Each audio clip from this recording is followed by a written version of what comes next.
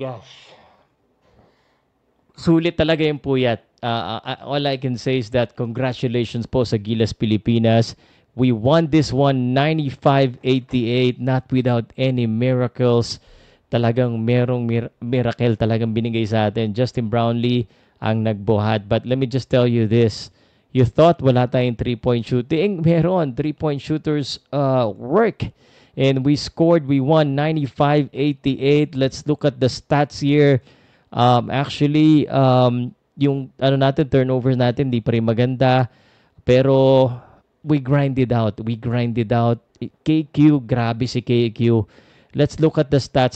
Actually, I wouldn't call this a really pretty kind of game, but pinakita natin na kaya natin. Kumbaga, kung may bubunutin tayo, nabubunot natin eh. Now, I don't wanna hear, but, sometimes I doubt it, but I don't wanna hear na kailangan pa pala ma-injure ni CJ Perez at ni Uptana para magamit si KQ. Nonetheless, I hope itong si Coach Tim Cone realize how valuable KQ is. Whether nagmi-miss siya o hindi, talagang yung mindset niya. Kita mo na he's on fire.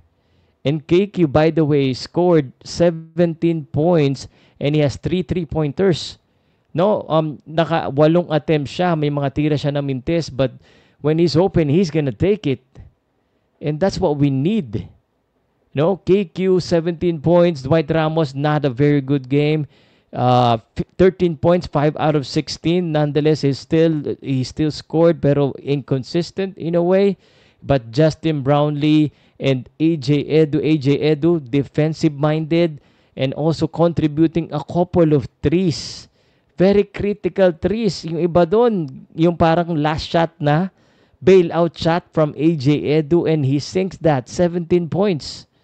But Justin Brownlee, siya talaga ang hero. Justin Brownlee, 29 points, including that 3-point shot. Lamang na lamang ang Saudi Arabia. Now, also I just want to mention this, guys, before anything else. Ang galing din naman yung Rackman, 33 points, and then yung number 12 na tinitirahan harap-harapan si Junmar Fajardo at saka si AJ Edu. But at the end of the day, nakuha natin yung depensa. Yung Rackman, although gumawa sila ng miracle pa rin, pero bandang nung overtime nakuha natin. Big turnaround yung 3-point shot ni KQ eh. And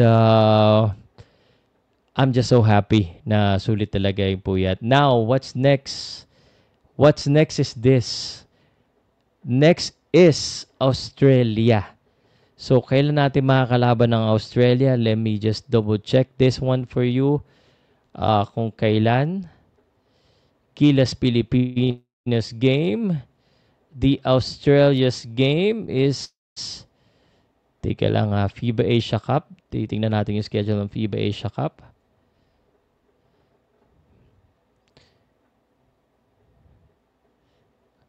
So, mahirap yung Australia, definitely. That is going to be our hardest game. Pero ngayon pa ba naman tayo hindi magtitiwala? August 13 po. August 13. So, August 11 ngayon or August 12. August 13, Philippines versus Australia. Ang magiging kabracket natin dyan. Pag nalampasan natin ang Australia, kung sakali man, ang same bracket natin, Iran and then Chinese Taipei, Jordan, kung sino manalo. Yun na pala, Iran versus Chinese Taipei, kung sino manalo doon, mga kalaban natin. Sa kabilang bracket, China and New Zealand nakaabang. So, actually, pag tinalo natin ang Australia, Iran, mahirap din eh. Pucha, hirap talaga. Pero Australia kasi yung pinakamahirap dito sa quarterfinals eh. But, grabe, sulit ang puyat. And I appreciate all of you guys na talagang naghintay. Let me know what you think. Kaya ba natin ang Australia?